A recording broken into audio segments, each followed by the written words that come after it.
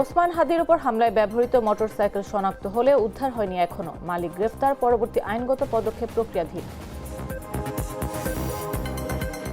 সুদানের সন্ত্রাসী হামলায় বাংলাদেশ সেনাবাহিনীর 6 শান্তিরক্ষী নিহত, প্রধান উপদেষ্টার শোক।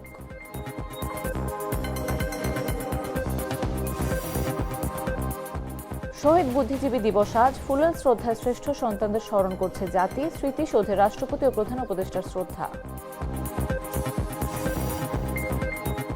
সিরিয়ায় 2 মার্কিন সেনা নিহত, আহত হয়েছেন আরও 3 জন। প্রতিশোধের হুমকি ট্রাম্পের।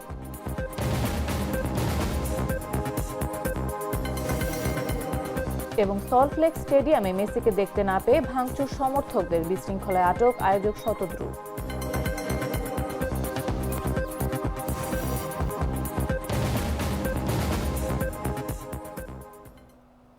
বেলা 11টা নিউজে সবাইকে আমন্ত্রণ। সাথে আছে আমি নাফিস আব্দুল্লাহ।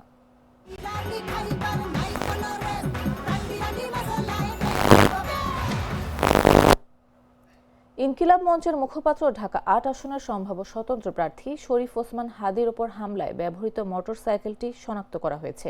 একই সঙ্গে মোটরসাইকেলের মালিক আব্দুল হান্নানকে গ্রেফতার করা হয়েছে। রোববার পল্টন মডেল থানার ভারপ্রাপ্ত কর্মকর্তা মোহাম্মদ মোস্তফা কামাল খান বিষয়টি নিশ্চিত করেছেন। তিনি বলেন, আব্দুল হান্নানকে গ্রেফতার করে র‍্যাব 2 আমাদের কাছে হস্তান্তর করেছে। এ বিষয়ে পরবর্তী আইনগত পদক্ষেপ প্রক্রিয়াধীন। মোটরসাইকেল উদ্ধার করা হয়েছে কিনা জানতে চাইলে ওসি বলেন, র‍্যাব শুধু আব্দুল হান্নানকে দিয়েছে, তবে মোটরসাইকেল এখনো উদ্ধার হয়নি।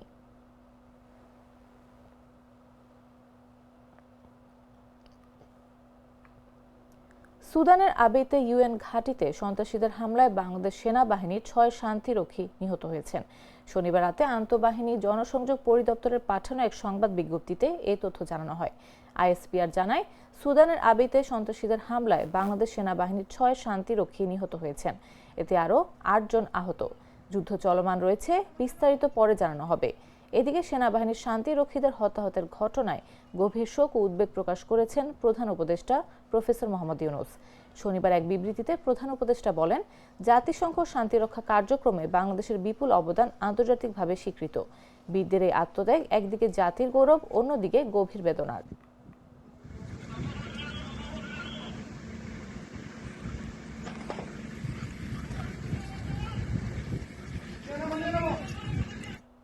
শহীদ বুদ্ধিজীবী দিবসে জাতির শ্রেষ্ঠ সন্তানদের স্মরণ করছে বিভিন্ন শ্রেণী পেশার মানুষ। রাজধানীর মিরপুরে শহীদ বুদ্ধিজীবী স্মৃতিসৌধে ফুল দিয়ে শহীদদের প্রতি শ্রদ্ধা নিবেদন করছেন তারা। 1971 সালের এই দিনে দখলদার পাকিস্তানি হানাদার বাহিনী ও তাদের দোসর রাজাকার আল বদর, আল শামসরা বাংলার শ্রেষ্ঠ সন্তান বুদ্ধিজীবীদের হত্যা করে। তাদের স্মরণে রাজধানীর শহীদ বুদ্ধিজীবী কবরস্থানে শ্রদ্ধা জানাতে ভিড় জমিয়েছেন সর্বস্তরের মানুষ। দলে দলে বিভিন্ন দলীয় ব্যানারে স্লোগান দিয়ে শহীদদের প্রতি শ্রদ্ধা জানাতে আসেন অনেককে। এছাড়াও আইনশৃঙ্খলা বাহিনীর সদস্যদের সচেষ্ট ভূমিকা পালন করতে দেখা যায়।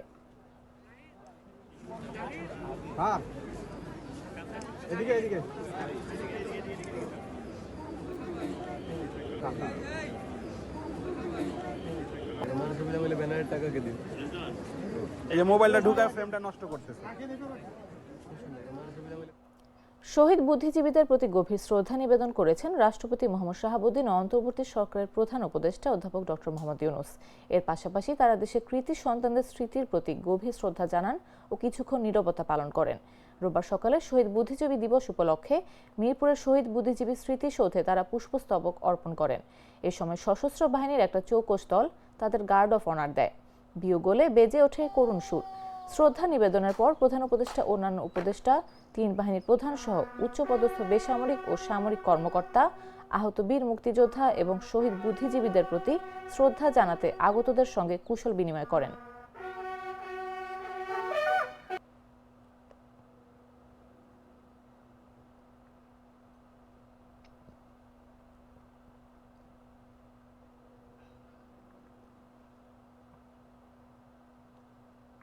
গ্লিটারের টুইন লেমন ও অ্যান্টিব্যাকটেরিয়াল ফর্মুলা বাসনকে চকচকে জীবাণুমুক্ত করে আমাদের দেয় গ্লিটার গ্যারান্টি। প্রধান নির্বাচন কমিশনার, 4 নির্বাচন কমিশনার ও নির্বাচন কমিশন সচিবালয়ের সিনিয়র সচিবের জন্য বাড়তি পুলিশি নিরাপত্তা চেয়েছে ইসি। এ বিষয়ে শনিবার ইসি সচিবালয়ের উপসচিব মোহাম্মদ মনির হোসেন স্বাক্ষরিত একটি চিঠি ঢাকা মহানগর পুলিশ কমিশনারের কাছে পাঠানো হয়েছে। চিঠিতে বলা হয়, 11 ডিসেম্বর ত্রয়োদশ জাতীয় সংসদ নির্বাচনের সময়সূচি জারি করা হয়েছে। এ সূত্রে সিইসি ও অন্য 4 নির্বাচন কমিশনার এবং সিনিয়র সচিবের বিশেষ নিরাপত্তা বিধান প্রয়োজন। বর্তমানে সিইসির জন্য গাড়িসহ পুলিশি এসকর্ট বিদ্যমান থাকলেও নির্বাচনকালীন তার জন্য অতিরিক্ত আরও একটি গাড়িসহ পুলিশি এসকর্ট দেওয়ার অনুরোধ করা হয়েছে চিঠিতে। এছাড়া 4 জন নির্বাচন কমিশনার এবং ইসি সচিবালয়ের সিনিয়র সচিবের ঢাকার বাসভবন ও অফিসে যাতায়াত সহ সার্বক্ষণিক নিরাপত্তার জন্য গাড়িসহ পুলিশি এসকর্ট দেওয়ার কথাও এতে বলা হয়েছে।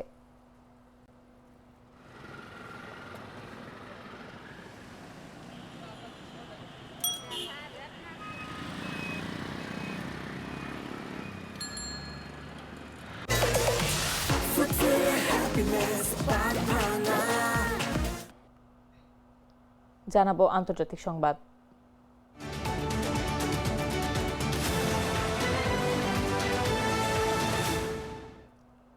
সিরিয়ার পালমিরায় ইসলামিক স্টেটের এক হামলায় 2 জন মার্কিন সেনা সদস্য এবং একজন বেসামরিক দোভাষী নিহত হয়েছেন বলে জানিয়েছে পেন্টাগন। তারা সেখানে সন্ত্রাসবিরোধী অভিযানে সহায়তা করছিলেন। পেন্টাগনের মুখপাত্র শন পার্নেল জানান, হামলায় আরও 3 জন আহত হয়েছেন। প্রতিরক্ষামন্ত্রী পিট হেগসেথ বলেন, হামলাকারীকে মিত্রবাহিনী হত্যা করেছে। সামাজিক যোগাযোগ মাধ্যমে দেয়া এক পোস্টে ট্রাম্প বলেন, তিনি নিশ্চিত হয়েছেন যে আহত মার্কিন সেনারা ভালো আছেন, তবে তিনি এটিকে আইএসআইএল হামলা হিসেবে উল্লেখ করে সতর্ক করেন যে এর জন্য গুরুতর পরিণতি ভোগ করতে হবে। ট্রাম্প লিখেন, এটি যুক্তরাষ্ট্রের বিরুদ্ধে এবং সিরিয়ার একটি অত্যন্ত বিপজ্জনক এলাকায় সংঘটিত একটি আইএসআইএস হামলা। সিরিয়ার প্রেসিডেন্ট আহমেদ আল সারা এই হামলায় অত্যন্ত ক্ষুব্ধ ও বিচলিত। এর জবাবে অত্যন্ত কঠোর প্রতিশোধ নেওয়া হবে বলেও জানিয়েছেন তিনি।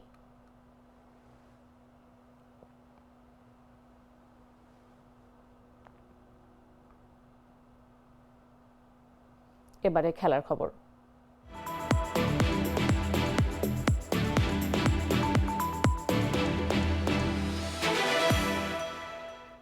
3 দিনের সফরে এখন ভারতে লিওনেল মেসি।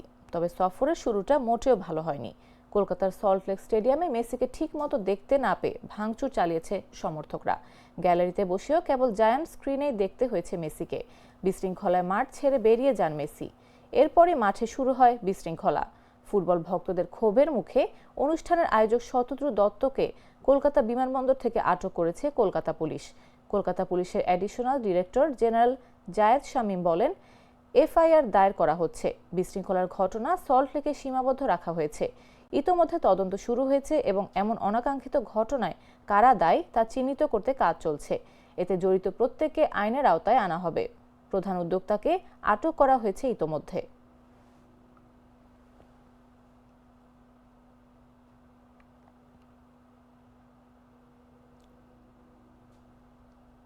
সংবাদ শেষ করার আগে শিরোনামগুলো জানিয়ে দিচ্ছি আরও একবার।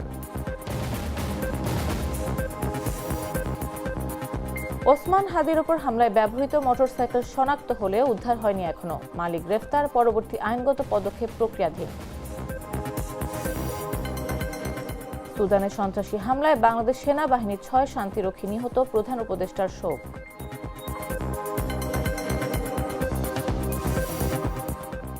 শহীদ বুদ্ধিজীবী দিবস আজ। ফুলের শ্রদ্ধায় শ্রেষ্ঠ সন্তানদের স্মরণ করছে জাতি। স্মৃতিসৌধে রাষ্ট্রপতি ও প্রধান উপদেষ্টার শ্রদ্ধা।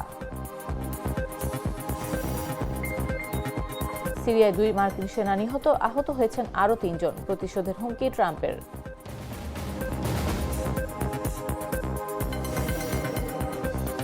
এবং সল্টলেক স্টেডিয়ামে মেসিকে দেখতে না পেয়ে ভাঙচুর সমর্থকদের। বিশৃঙ্খলায় আটক আয়োজক শতদ্রু।